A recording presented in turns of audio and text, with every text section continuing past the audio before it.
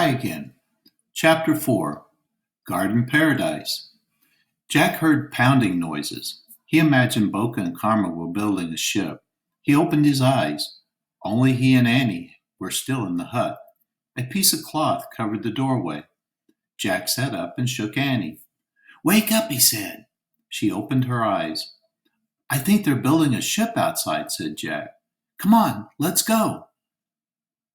Annie jumped up. Don't forget your leis, she said.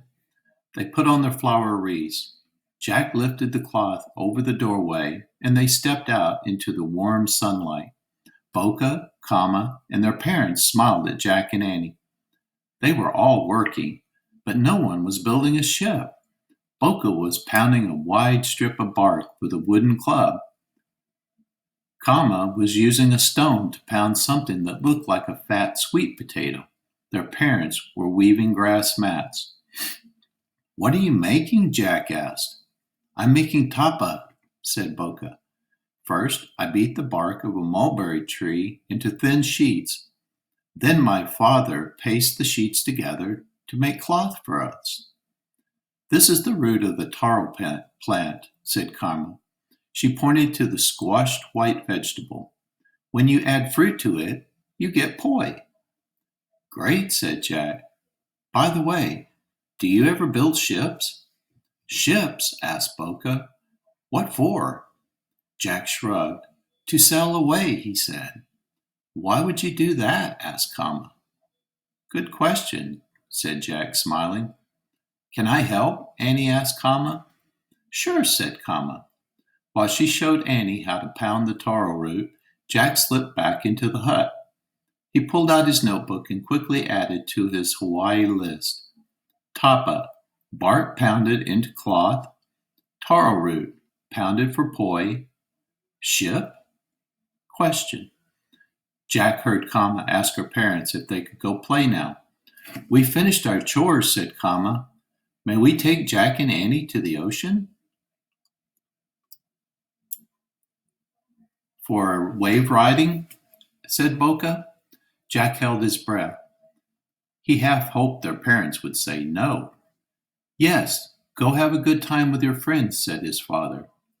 Come on, Jack, Annie called. Jack put his notebook away. He put on his backpack and joined the others outside. We'll be back in a little while, said Kama. Don't forget to eat breakfast, said her mother. We won't, said Kama. Where will we get breakfast? Wondered Jack. He and Annie followed Kama and Boca. They passed villagers hard at work. Some carried firewood or water. Others were cutting grass or stripping bark from trees. Everyone smiled and waved. Hungry? Kama asked Jack and Annie. Sure, they said. Kama and Boca went into the grove of palms near the huts. They climbed up two slanting tree trunks, using their hands and feet to push themselves up. At the top, they shook the palm leaves. Watch out! Kama shouted. Jack and Annie jumped back as big, round coconuts fell to the ground. Kama and Boca slid down the trees. They each picked up a coconut. Then they found rocks and began to whack the hard shells. They whacked and whacked until their coconuts cracked into halves. Kama shared hers with Annie. Boca shared his with Jack. Jack drank the fresh, sweet milk inside the coconut. He said. Interesting, asked Boca. No, means good, said Jack.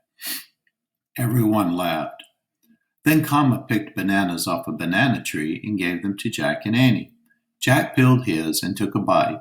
It was the best banana he had ever eaten. When breakfast was over, they all headed into the flowery meadow. The sky was the bluest blue Jack had ever seen. The grass was the greenest green, and the flowers and birds sparkled like jewels. Hawaii is like a garden paradise, Jack thought. He wanted to look up Hawaiian birds and flowers in the research book. As the others kept walking, he stopped and pulled out the book. Jack, come look, Annie shouted. She was standing at the edge of a cliff with Boca and Kama. Jack put away the book and hurried to join them. He looked down a beach 50 feet below. There were no people, only seashells and seaweed lay on the glistening white sand. Big foamy waves crashed against the shore. Wow, said Annie. Uh-oh, thought Jack. Chapter 5. Go! Boca looked at Jack and grinned. Ready? He said. I'm ready, said Annie. Where do we get our surfboards? Down there, said Kama. She pointed to a rocky path that led to the beach. Let's go, said Annie. Annie, Boca, and Kama started down the path. Jack followed, moving slowly and carefully. When he stepped onto the beach, Jack slipped off his shoes. He dug his toes into the dry, warm sand. It felt as soft as silk. Actually, I wouldn't mind just taking a walk on the beach, he said to the others. But no one seemed to hear. They had all walked over to the row of wooden surfboards propped against the rocks. Boca picked out a long board and lugged it over to Jack. For you, he said. Jack took the board and looked up at it. It was as tall as his dad. Isn't this for a little big for me? He asked. Boca shook his head. He chose a board for Annie. Then he and Kama grabbed a couple for themselves. Jack took a deep breath. I'd like to read a little about surfing first, he said. He put his board down and pulled out the research book. What is that? Asked Kama. It's a book, said Jack. It tells you about things. How does it talk? Said Kama. It doesn't talk, said Annie. You read it. Kama looked confused. Jack, forget the book now, Annie said. Let's just do what Boca and Kama tell us. She headed for the ocean, lugging her board. Jack sighed and put the book away. He left his pack in the sand and picked up his board and followed the others. They all stopped at the edge of the water. First, we need to get past the breaking waves, said Kama. Then we'll show you what to do next. Together, they waded into the cool, shallow water. The waves don't seem all that big, Jack thought hopefully. But as he waded deeper into the ocean, the breaking waves began to look bigger and bigger. When the first wave hit him, Jack leaned against it, lifting his board, and he nearly fell over. Kama and Boca and Annie moved farther out into the ocean. Jack watched as a wave loomed over them. They all threw their boards over the wave and dove into it. Jack struggled forward. The next time a big wave came towards him, he threw his board over it, holding his glasses tightly, and he ducked under. When Jack stood up again, he wiped the water from his eyes and glasses. His surfboard was close by. He grabbed it before another wave came. Jack kept fighting his way forward. By the time he got past all the breakers, the water was up to his chest. We'll paddle out to catch a big wave, said Boca. Jack frowned. But don't worry, Jack and Kama, said Kama. It'll be fun. Boca and Kama pulled themselves onto their boards. They lay on their bellies and began paddling with their hands out to sea. Jack and Annie lay down on the boards too, paddling over the gentle waves. Jack relaxed. Now this was something that he could do all day. When I say go, paddle fast back towards the shore, said Kama. When do we stand up? Said Annie. When you start towards the shore, said Kama. Stand up on one foot forward, stretch out your arms, and keep your balance. But don't try to stand up the very first time, said Kama. Just ride your board on your belly. I see one coming now, said Boca. Wait, wait, said Jack. Everything was happening too fast. He had questions. Go, Kama shouted. Jack saw a big wave rolling towards them, but before he knew it, Boca, Kama, and Annie were paddling quickly towards the shore. Jack paddled like crazy to keep up. Suddenly, the wave lifted him forward and swept him forward. Jack zoomed towards the shore with amazing speed. Out of the corner of his eye, he saw Boca and Karma and Annie, all standing up. Jack wanted to be like them.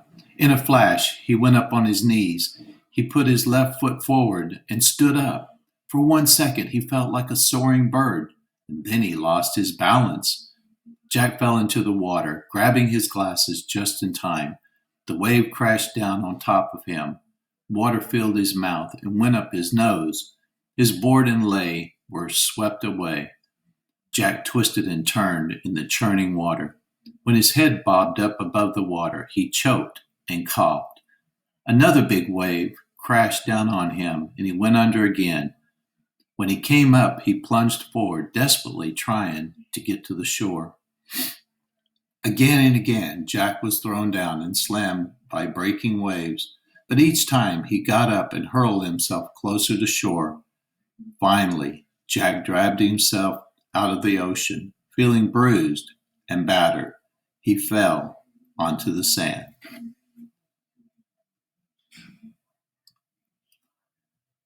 Chapter 6. Shake Up. Jack, cried Annie. She ran to him. Are you okay? Jack just nodded.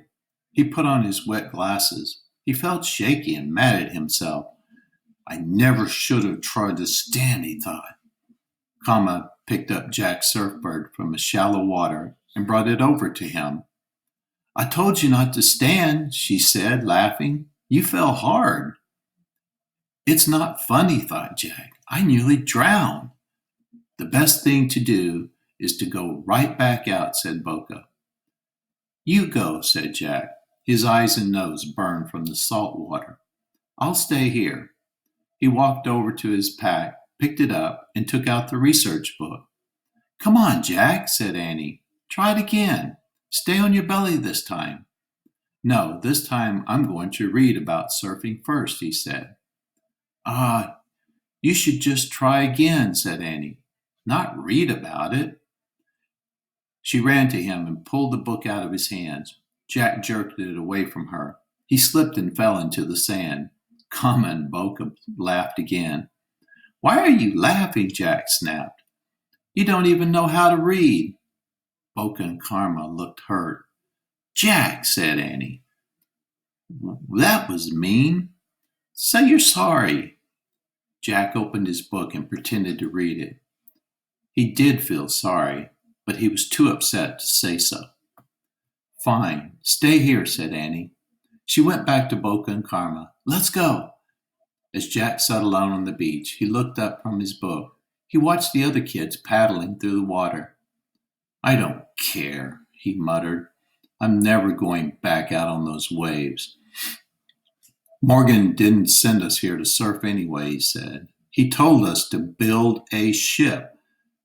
But how the heck are we supposed to do that? Jack heaved an angry sigh. Now he was cross with Morgan. He turned to the back of the book and searched the index for ship. Suddenly, Jack heard a rumbling from under the sand. The ground started to shake. It shook so hard the book flew out of Jack's hands. Jack bounced up and down on the beach. Shells were jumping up and down too. Rocks tumbled from the cliff. It's an earthquake, thought Jack. The rumbling stopped. The shaking stopped. Jack looked around. Everything was normal again, except some rocks rolled up against the bottom of the cliff. Jack looked out to sea. Kama, Boca, and Annie were past the breakers. They were sitting on the surfboards, laughing and talking. Everything seemed okay, but Jack felt sure that something was wrong.